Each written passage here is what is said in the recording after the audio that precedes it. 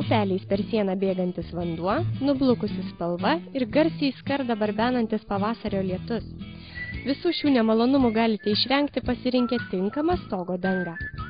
Nors specialistai tikina, jog stogo dangos medžiagas būtina derinti prie fasado, apie jas pagalvoti turite dar prieš pradėdami įrenginėti medinę stogo dalį. Tarkim, jeigu skarda bus, tai reikia įvertinti, kokie bus būtent skarda, kokios formos bus. Jeigu jinai bus būtent čerpių imitacijos, tai reikia žingsnį paskaičiuoti pagal tą būtent išlankstimą. Jeigu, tarkim, tai bus šiferis, tai bus vėl tas grebėstų išdėstymas kitokių žingsnių. Tai va, jau reikia būti apsisprendus, būtent kokia danga bus.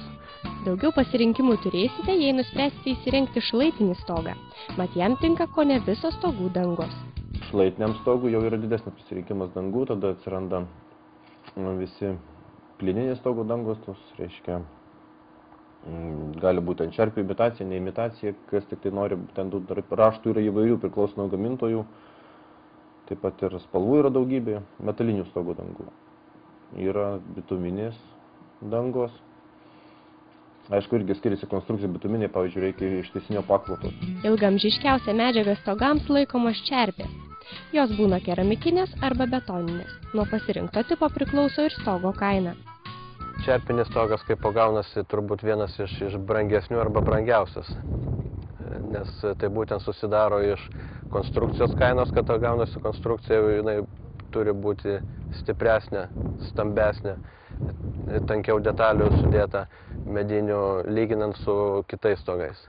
Tai vat būtent pačios dangos kaip po čerpių, ten galbūt kaina būtų kažkur nuo 40 iki 50 litrų, o dar žinoma priklauso nuo to, ar jos yra molinės, tai yra keramikinės ar betoninės. Tačiau betoninės yra jau ilgamžiškesnės, už jas ilgamžiškesnių kaip nėra. Yra dar keramikinės dengtos glazūra, tačiau kažkaip Lietuvoje populiaresnės yra betoninės čerpės. Čerpėmis dengtą stogą po kurio laiko galima renovuoti. Išlyginus pagrindą atgal sudėti tą pačią dangą. Šitas stogas skiriasi nuo kitų stogų dėl to, kad šitom čerpėm yra 15 metų. Mes būtent praeitais metais jį renovavom.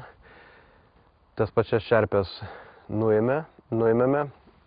Būtent kai kur matosi yra naujos čerpės, tai vat, būtent numontavimo metu kai kurios suskilo, bet tai čia yra vienetai, o visos kitos yra nuo laiko, jos yra nei kiek nesusigadinę, nesuskilę. Ir būtent jos skiriasi nuo keramikinių čerpių to, kad jos neyra. Būtent nei atsisluoksniuoja, nei atmosferiniai poveikiai jų nesugadina, o jos tiesiog tampa dar žymiai kietesnės. Kaip žinome, betonas turi savybę laikų bėgant kietėti, tai būtent jos irgi kaip yra iš betono pagamintos, jos labai stipriai sukietėja. Visgi įvertinate ilgamžiškumą, šiandien specialistai pataria lietuviškų čerpių nesirinkti. Tos pačias čerpės renkantis visgi geriau rinktis, ko gero būtų, kaip gaila nebūtų, bet ko gero ne lietuvių gamintojų visgi dar šiai dienai, nes netgi tokios estiškos arba vokiškos, sakysim, tradiciškai yra ko gero šiai dienai, mano žiniomis bent jau yra geriausios. O lietuviškos, pasižiūri tos stogus, kai kuriuos Vilniaus, aišku, reikia nuolydžius išlaikyti visą kitą, bet visgi, kaip ten gerai be padarytų, būna, kad kelis ciklus atlaiko ir po to atsiranda trūkimai ir taip toliau ir problemų su stogu. Pigesnis dangų variantas – skardinis stogas. Šios dangos gali imituoti čerpes, o jų kaina priklauso nuo kokybės, tačiau gali svyruoti nuo 20 iki 50 litrų. Priklausomai nuo to, kas gamina, koks yra gamintojas ir padengimas. Yra skardos labai svarbus dalykas. Tai būtent pati pigiausia skarda yra padengta ploniausių sluoksnių ir mažiausia atsparių tiek spinduliam įvairiems ir mechaniniam pažeidimam.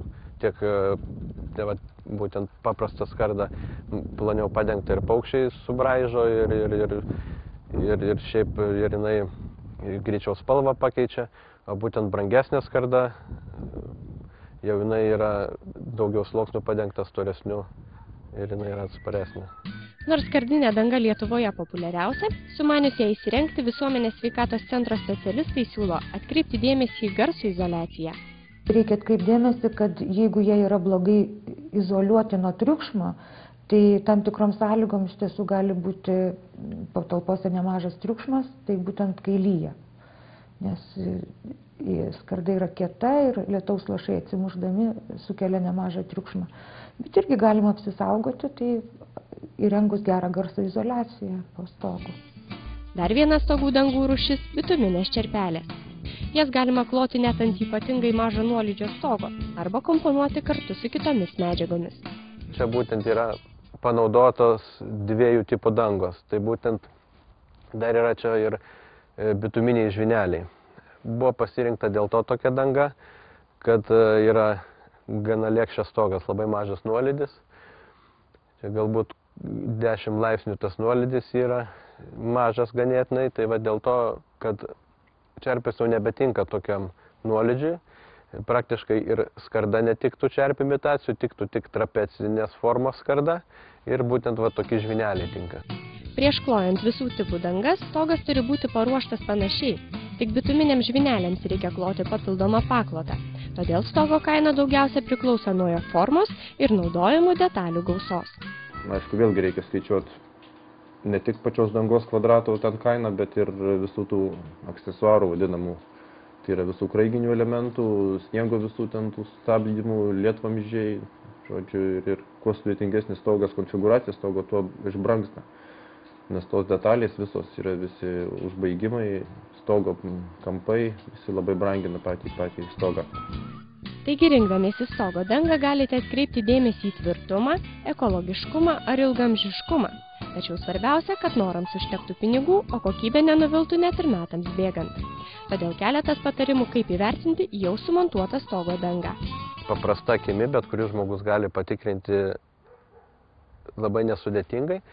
Jisai turėtų pasirinkti tokį kampą stogo atsistojus, kad matytų plokštumą stogo. Ir tada matydamas tą stogo plokštumą, jisai matys, kaip yra susijungę, tarkim, ar būtent tos čerpės, kaip jau eilės yra lygiai išdėstytos.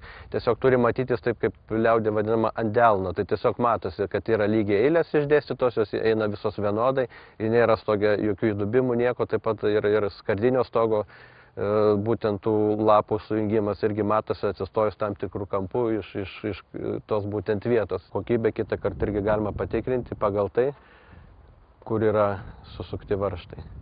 Jeigu grebėstų žingsnis buvo neteisingai sumatuotas, arba teisingai sumatuotas, bet kalant grebėstus tolimesnės eilės pakeitė žingsnį, tai vat ir matytųsi, kad tie varžtai jau nebeturi kur suktis, jie sukami kažkur tai, kur pakliūna, ar į viršų bangos, ar kur, nes tiesiog yra žingsnis suklaidintas.